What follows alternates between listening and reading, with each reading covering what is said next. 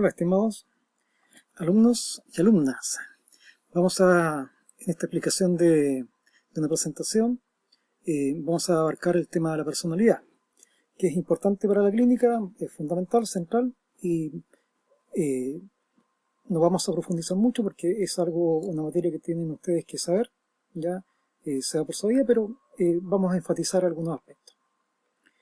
Lo primero que voy a dar una aclaración, que generalmente es producto de una confusión, que cuando uno dice, o el sentido común, el vulgo, dice, tienes mucha personalidad. Hay que aclarar que todos tenemos personalidad y no es mucha ni poca, sino es una estimación cualitativa, ¿ya? Entonces no cabe en la expresión, por lo menos para nosotros, tienes mucha o poca personalidad. Eso se refiere a habilidades sociales y asertividad, ¿ya? Bueno, etimológicamente, como dice en la presentación, la palabra personalidad refiere a máscara, etimológicamente, y que tiene como tres funciones. Una máscara, ¿ya? Oculta aspectos que no queremos que el otro vea, ¿ya? Eh, Eso hace un poco referencia un poco a la negación, a mecanismos defensivos del yo. También protege, que es como escudo protector, ¿ya? Para que uno se sienta más seguro ante el medio en que eh, actúa, ¿ya? Y de las posibles amenazas. Todo esto desde un punto de vista subjetivo u objetivo también. Pero también no solo nos protege u ocultamos, ¿ya? Sino que mostramos lo que queramos mostrar. Por ejemplo, un sujeto que se muestra amable estando muy enojado, si no quieren que se vea su aspecto iracundo, ya puede mostrar amabilidad y templanza, aunque dentro esté muy consternado, perturbado. Eso tiene relación igual con las demandas sociales, ¿ya? Y con la represión de que somos objeto desde que somos niños. En nuestra sociedad, más que todo, igual se impulsa a reprimir muchos aspectos de la personalidad o del carácter, ¿ya? En fin, esos son los tres aspectos como funciones eh, que tiene la personalidad. Y es importante recordarlo porque tendemos a cuando una persona se comporta de distinta manera en ciertos ámbitos, a decir expresiones como este es hipócrita o oculta cosas con cierta suspicacia, ¿ya? Y a verlo como malo. Y no es malo, en realidad. Todo depende de la intención. Generalmente uno se comporta eh, distinto en distintos ámbitos porque es prudente o se defiende, ¿ya? Por ejemplo, los niños mienten no porque sean malos, ¿ya? Sino porque tienen temor al castigo, sea eh, eh, el tipo que sea, ¿ya? Y como generalmente a uno le enseñan, y toda la educación se basa prioritariamente en reprimir impulsos, reprimir características de nosotros mismos o reacciones emocionales, cognitivas, conductuales, eh, eso se trata especialmente del proceso de socialización. Eh, Como ven desde que el niño entra a la educación formal, especialmente en la básica, cómo se le empieza a reprimir ciertas conductas, ya sea para que se aprenda a adaptar a las normas sociales o para que controle impulsos, ¿ya? Y eso es importante, no la inconsecuencia supuesta dentro de distintos ámbitos donde se mueve la persona, es producto también de la adaptabilidad. Por ejemplo, una persona no puede tratar como es con su pareja, por ejemplo, su jefe, su jefa, ¿ya? O sus compañeros de trabajo. Tampoco puede eh, una persona adulta tratar a sus niños como trata a sus subalternos, por ejemplo, ¿ya? Ahí sí estaríamos en presencia de una patología en vez de de considerarlo como un problema de inconsistencia o de hipocresía. Cuidado con eso, ¿ya? Uno tiende a juzgar muy rápido, especialmente en aspectos de personalidad, ¿ya? Nótese que la personalidad depende de muchos factores, ¿se acuerdan? Otro aspecto es que la definición de personalidad, tenemos hay muchas definiciones, pero se puede decir que es un conjunto dinámico de características personales, de pensamiento y de conducta, que son únicos a cada persona. Voy a hacer referencia a que uno es cómo piensa, cómo habla, cómo se comporta y qué emociones demuestra. Común es escuchar, por ejemplo, la frase yo soy súper calmado, súper sereno, pero es un atado de nervio y que tiene muchos problemas somáticos, característicos de cuadros ansiosos, y esa persona no es lo que dice realmente ser, porque una cosa es creer que uno es como uno es, pero distinto es cómo la persona demuestra, cómo la persona piensa y cómo la persona siente, ¿ya? Entonces, cuidado otra vez con eso. La característica principal es un rasgo característico de forma estable. Por ejemplo, si yo de repente, ante un temblor, me manifiesto con ansiedad, no puedo necesariamente decir que soy un tipo ansioso, porque esa ansiedad es reactiva a una situación muy específica. Pero si en lo común, en otras instancias, me manifiesto con poca ansiedad, con serenidad, yo más bien debo decir que soy sereno con algunos momentos y algunos estímulos que me causan ansiedad. Entonces, la personalidad es una forma de pensar, de sentir y de actuar, ¿ya? Más o menos estable en el tiempo. Eso es importante.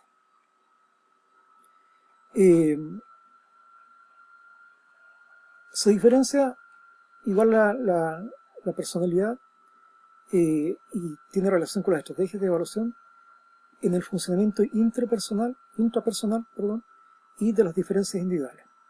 Lo intrapersonal son mis pensamientos, mis emociones, mi mundo interno, que eso es evaluable especialmente con las técnicas o pruebas ideográficas que se dan, que van a la subjetividad.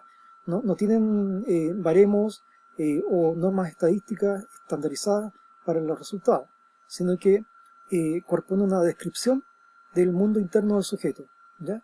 Ahí tenemos con las pruebas de Rorschach, por ejemplo, las pruebas proyectivas, ¿ya? Bueno, Rorschach es una prueba proyectiva, por ejemplo, el TAT, el CAT, ¿ya? Y otras.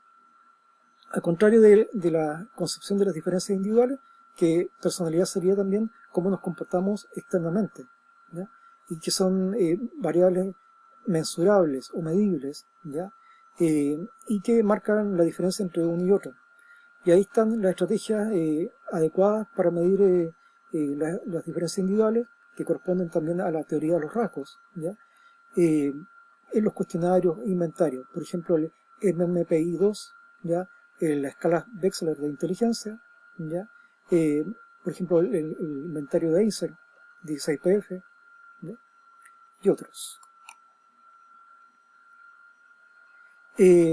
Vamos a hablar ahora de los rasgos. Los rasgos es como la unidad mínima constitutiva de la personalidad, es como los ladrillos de un muro. La personalidad se concibe como, en general, un conjunto de rasgos, más o menos estables y perdurables en el tiempo. Los rasgos serían esa unidad mínima, medible, mensurable, ya que podemos caracterizar de un sujeto y que lo diferencia de otros, y que tiene, obviamente, ese factor de estable en el tiempo. Por ejemplo, la visión del mundo, el nivel de adaptación, la capacidad intelectual, la afectividad, la percepción, pensamiento, lenguaje, entre otros. Desde el punto de vista fenomenológico, se define como un rasgo, una forma particular y habitual de responder por parte de un organismo frente a un estímulo determinado y que se mantiene a través del tiempo. Por ejemplo, si uno tiende a ver eh, intenciones malignas hacia los demás con respecto de uno, podemos afirmar que ese sujeto posee rasgos paranoides de personalidad, por ejemplo, ¿ya? O, o un sujeto que cambia constantemente en el día, muchas veces de estado de ánimo, podríamos decir que es una persona con inestabilidad emocional como rasgo, ¿ya?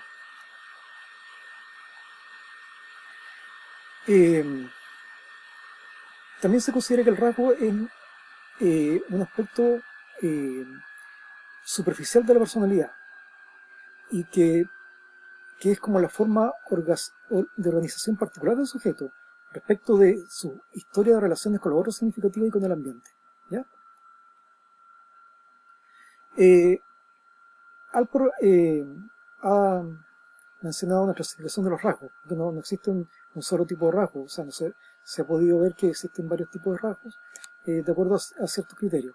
Por ejemplo, los rasgos centrales es como la forma de ser, los rasgos generales que pueden encontrarse en muchas personas. Por ejemplo, alegre, responsable, colaborador, peleador, hipersensible, amigable, ¿ya?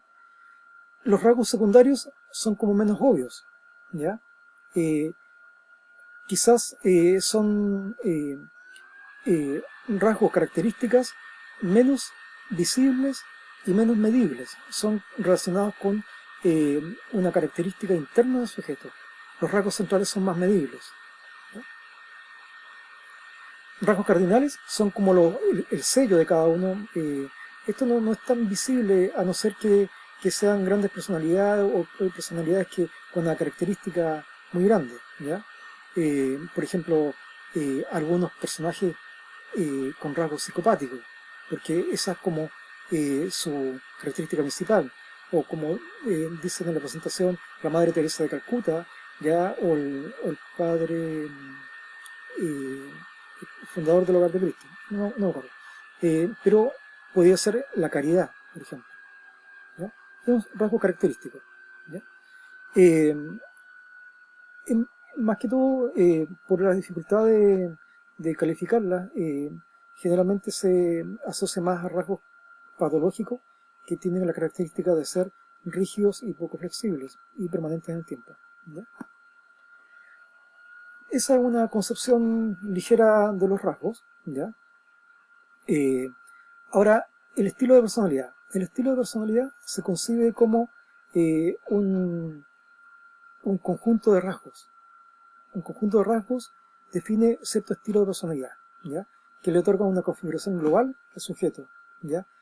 Eso se da cuenta porque uno no puede definir a un sujeto por una sola característica o más. Por ejemplo, el hecho de que sea una persona amable, como sucede en la realidad, no se puede definir así esa persona en su globalidad. Por ejemplo, porque hay personas que son amables con la interacción con otros, fuera de su casa, y por ejemplo, violentador con su mujer y los hijos. No solo hay rasgos aparentemente contradictorios, sino que ahí no se podría definir de una manera u otra. Entonces, un estilo de personalidad, por ejemplo, psicopático, sería característico de un conjunto de rasgos, ¿no? Generalmente los rasgos son afines, aunque no es tan así porque, como les dije en el ejemplo anterior, podrían ser sumamente contradictorios. Ejemplos de estilo de personalidad: obsesivo, histérico.